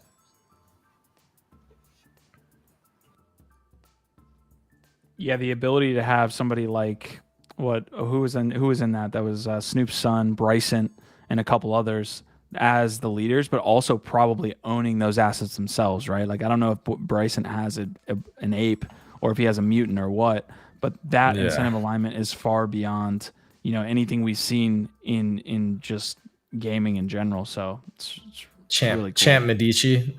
Yeah, I'm sure all of those team leaders have some kind of ape or Yuga assets, whether they bought them or not. Truth. Yeah. So, all right. So, look, we'll take a couple more last comments here on the Yuga side, look a little bit more into this. But the last topic we had as well for today, although we had a bunch, like we had the DAO conversation we can hit on tomorrow. MasterCard is launching Web3 user verification, but Venmo dropping an announcement to have crypto transfers inside of their app. This was always going to be the case. It was just like, hey, how long are they going to take to get there? But Venmo allowing you to do crypto transfers, and we can jump in as well. Introducing crypto transfers for Venmo customers. I'm assuming this is Bitcoin and ETH, but maybe we can get into this here. I'm trying to find the best info. What's your initial take here? I mean, more crypto integration into popular payment platforms is, to me, just good news. Like I don't know the ins and outs of it. Maybe there's some downsides. Maybe there's some fees. Maybe there's, but if I can more easily use my crypto to make payments and not have to go in and out of fiat, that's good. Any like I think can tap to receive to display their unique crypto addresses. This is very interesting. Like this is a primary use case for MetaMask, other than integrations into like web apps and things like this, the ability to send crypto, like people are using MetaMask for that, so Yeah. Well, I think here's the thing. Like a lot of people that have Venmo and use Venmo every day to, go out to eat with their friends or buy and sell products online or whatever it is, don't have a MetaMask or a Coinbase. There's a lot of people out there that use Venmo every day that probably do not have a crypto wallet set up, and this can make it a lot easier for them. So yeah. Gary just up and left, huh? I don't know what that's about. I currently am not going to VCon, but I'm curious what you mean that Gary V left. Is he not going to VCon this year? That would be very strange if he wasn't going to be there. If Gary V wasn't at VCon, that would be interesting. It looks like Venmo currencies that they're going to, they say currencies, assets that they're going to offer: Bitcoin, Ethereum, Litecoin, and Bitcoin Cash. Those are going to be. I can't believe they're offering Litecoin support. And some people still use Litecoin. Come on, folks. Imagine holding Litecoin. Please. I never understood like what that one, like, no, I don't know anybody that's used it or was ever super bullish on it. I never heard much about it other than that it was just like a popular cryptocurrency. It's been around for a long time. I know it that. has the founder sold the absolute top. There's I don't know I think it was in the 17-18 run. He sold the absolute top, but it's still like around as a Bitcoin fork. So, all right.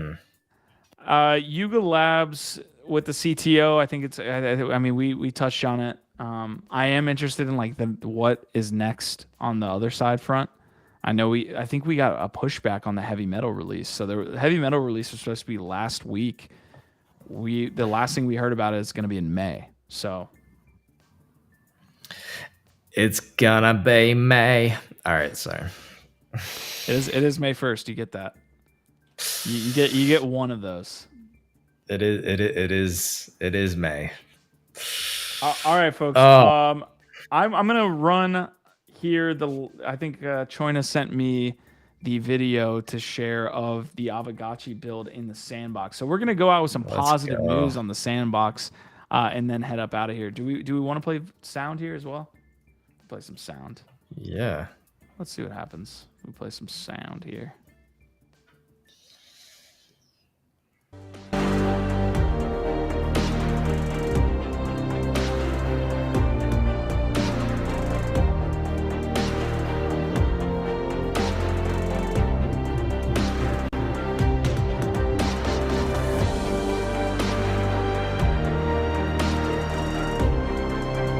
Got the farms going.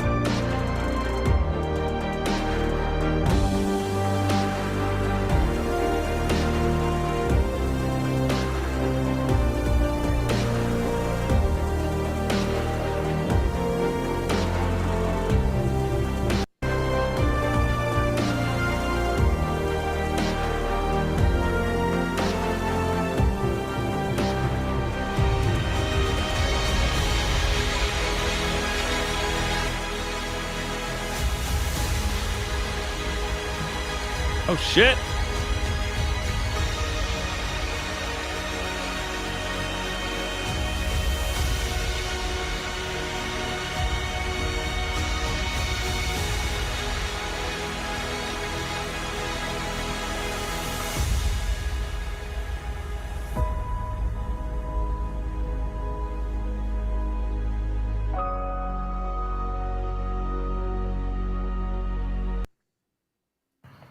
That hype trailer.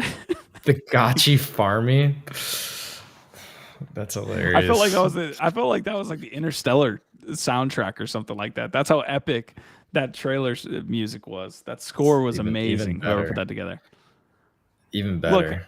Look, the Sandbox is a cool. Like I feel like you can get immersed a little bit in the brand IP and just like what they're building out in the Sandbox, especially in something like Avagachi, which is pixelated. I think that gets you into their environment a little bit more so than like maybe a blog post or even like a 2D game. I think that kind of transport you into their IP. Yeah. I agree. Look, I Gif mean, hates the sandbox. Everybody, he hates it. He hates it. look, I really like Avagachi. I like what they're doing. It's cool to see them build out an experience. But like I'm just all I can talk about is like my own, like I'm probably not the right target audience for Sandbox, right? Like if Yeah. I'm being honest, like I just don't spend a lot of time in those types of environments or activations. And so look, to be so, being totally fair, it's kind of hard for me to understand the types of people that want to keep going back to that. Like I don't feel like it's particularly sticky. I think like people create, you spend a lot of time to develop these experiences. And if like there's no reason for people to keep going back, then I feel like it has a pretty limited lifespan to these things. And so I don't know. I'm still like, I want to understand it. I want it to work. Like I'm not just trying to FUD Sandbox, but especially like the stats that we were looking at of like the actual daily active users, monthly active users, the amount of actual transactions that were happening in Sandbox a couple of months ago, whenever we were looking at that stuff, it was pretty bad. Maybe that was over a year ago though. Maybe it's I'm actually checking this doing now. better. Yeah, maybe it's actually doing better than it was. But I remember, I think it was like a DAP radar report that said that like there was like a total of like 35 transactions or something happening there. So Yeah. I don't know. So again, statistics are tough, but GIF, I'll just share what I pulled up on DAP radar. So this is 7 days, 2,000 unique active wallets, 900 transactions, $1 million in volume. Historical activity, if we zoom out 90 days, it's kind of, moments like you're saying of, hey, there's probably an event or some Yeah. specific project is having some type of activation.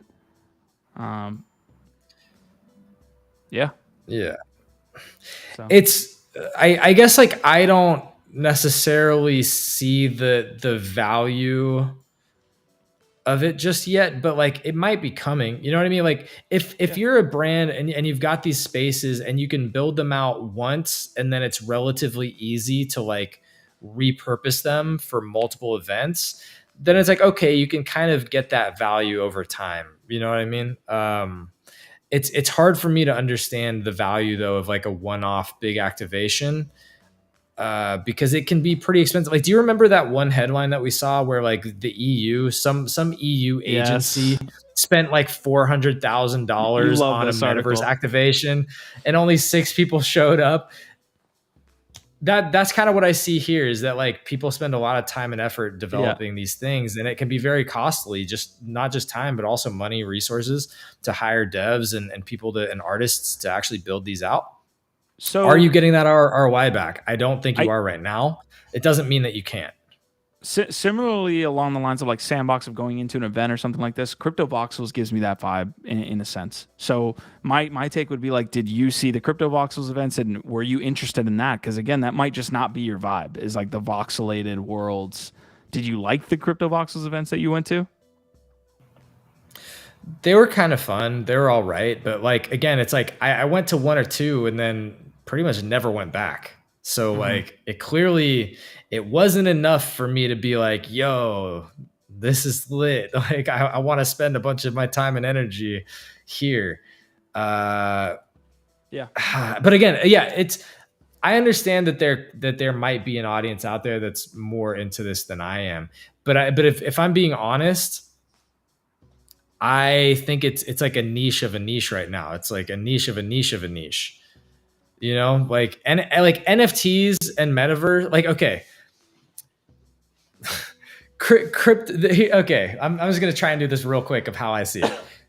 Crypto is like a derivative of traditional finance. So you got like traditional finance, and then you've got a derivative. It's like crypto, and then NFTs are a derivative of crypto. So you've got like a niche of a niche already, and then metaverse is like a derivative of NFTs almost, right? It's like of crypto and NFTs. So you got like a niche of a niche of a niche, and then you've got like a specific virtual world that is this, voxelated thing that's a niche of a niche of a niche of a niche.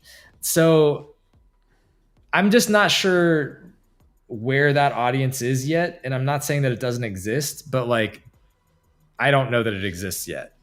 Yeah, I mean, we've brought in this up multiple times. Category by market cap, you can see that land isn't the largest market cap. Even I believe in the top 3 or 4, PFP is obviously taking up a majority. So to speak on that, yes, there are these 1, 2, 3. There's 20 other niches inside of NFTs just in the Ethereum marketplace. So yeah, the points pretty well taken. Like if you're trying to do a sports NFT at this point, you better be okay with grinding it out, for another 1-2 years before you see any type of like legitimate market that you can launch a product into. As when I was saying, seen a lot of nice curated art by artists and voxels, but I agree these are very event based. Yeah, that's fair. Sandbox. Look, and how do you? I'm not a big Minecraft guy either. Like there's a ton of people that play Minecraft. I'm like, but like that type of world, people are interested in. So I think specifically for Avagachi too, like being pixelated, I think molds itself well into that sandbox environment. Whereas if you try to take like what's a big 3D based, like if you did 10KTF or Fluff World, 10KTF or Fluff World, where you're seeing like really cool animations and then you threw it in the sandbox, I don't think it would have that same carryover. I agree. I think whatever Avagachi is doing there is cool. That's not the point. It's to me, I'm still trying to figure out Sandbox long term.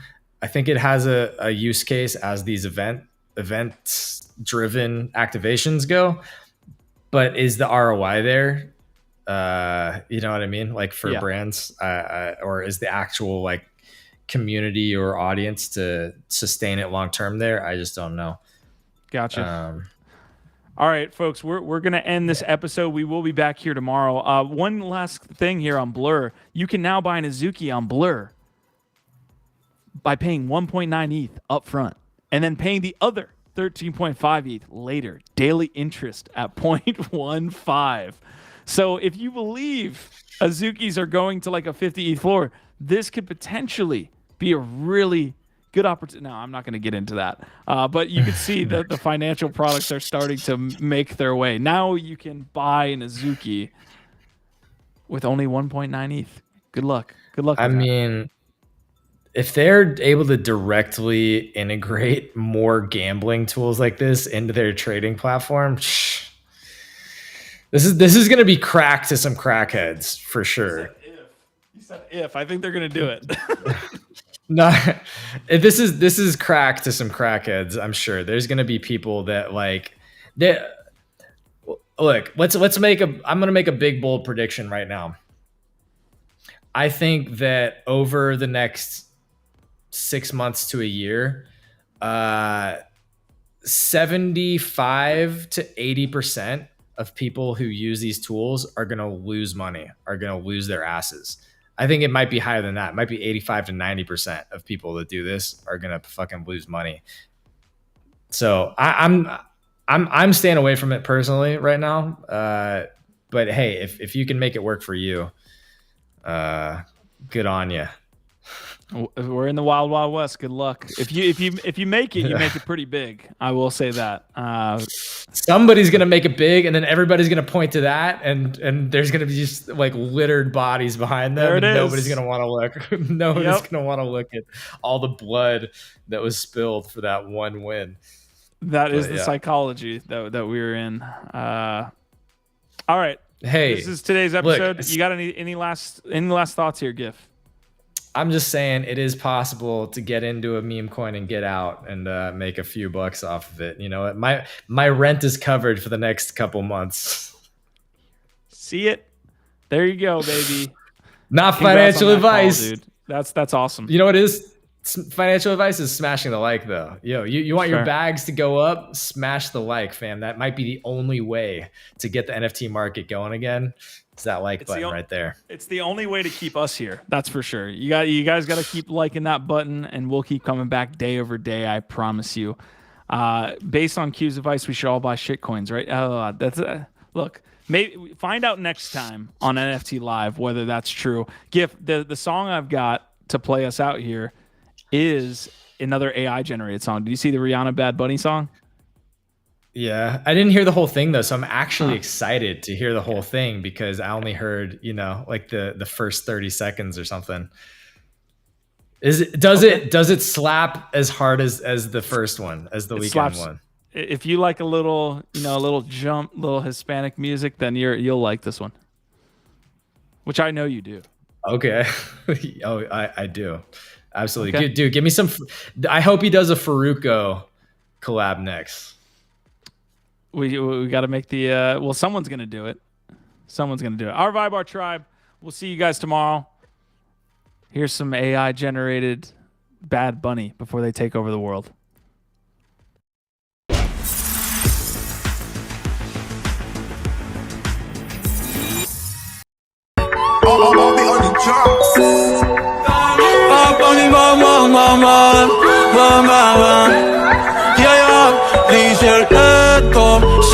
Siya potential kahit na siya nada de ti no piensa fuera de contexto y no de lo que dicen por ti. Dime qué tengo que hacer, te puedo no lo sé, no te puedo entender por qué si te llamo no me ves, digo algo no me crees, no te puedo entender por qué.